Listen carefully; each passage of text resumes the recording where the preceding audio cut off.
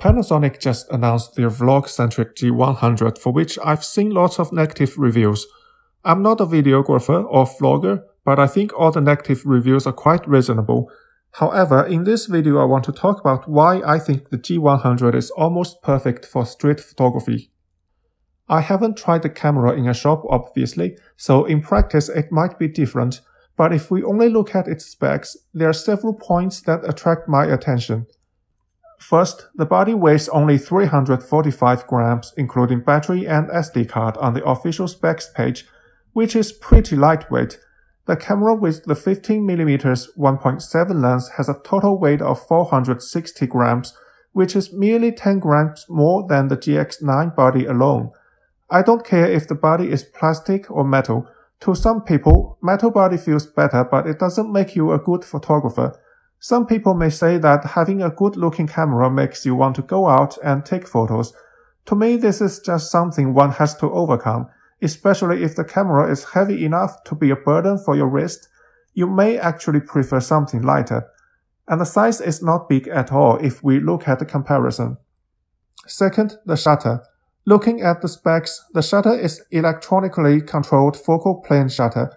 If you don't know what it means, that's fine. You just need to know that this looks very like the same kind of shutter used in GM5, which is very quiet.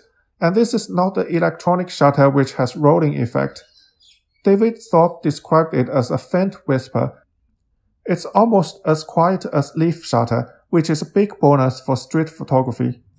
Third, the viewfinder of G100. If we compare the specs, it is a high-res 3860K dots, which is the same as the one on the flagship G9, although it's LCD instead of OLED, and the magnification is 0.73, which is closer to the one on GX8.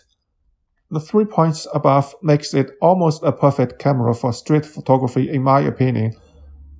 I said almost because of the same reason why I don't recommend buying it, at least for now, is that we know the price when a camera is released is usually the highest.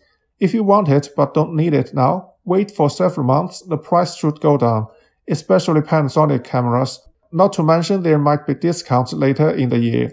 Also, I heard rumors that Panasonic might release GX10 this year. I hope it can get the same or even better EVF than the one on G100.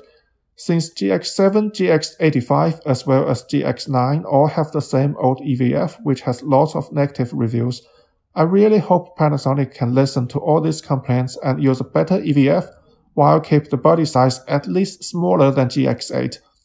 Otherwise, people would complain even more that the same old EVF has been used on 4 generations of cameras, and even the lower-end G100 has better EVF. So if you consider buying a Panasonic camera for street photography and don't have to buy it now, wait for some time. There might be a new GX10 released this year, and the G100 is very likely to be cheaper by then. Another reason why Panasonic should consider having a better EVF if they do plan to release a GX10 is that Olympus just announced they would sell the imaging business by the end of this year. Many people are disappointed. To Panasonic, it's like killing a dog who no longer makes profit in front of another dog. If the other dog is smart enough, it should figure out a way to not be the next one being killed.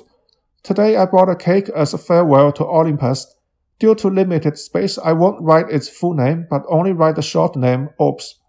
From what I read online, people have mixed feeling about this, and when we look back, we may have questions that why Olympus spent money making certain bodies or lenses which didn't sell well, why they priced their products higher than competitors, why they did this but didn't do that. While we ask all these questions, we feel sad and a bit angry as why a business could make mistakes one after another. Here's a question mark followed by an exaggeration mark. They stand for our confusion as why Olympus didn't make the business last, and a pity on the camera brand that we loved for several decades. This is all for this video. I enjoy the cake and see you next time.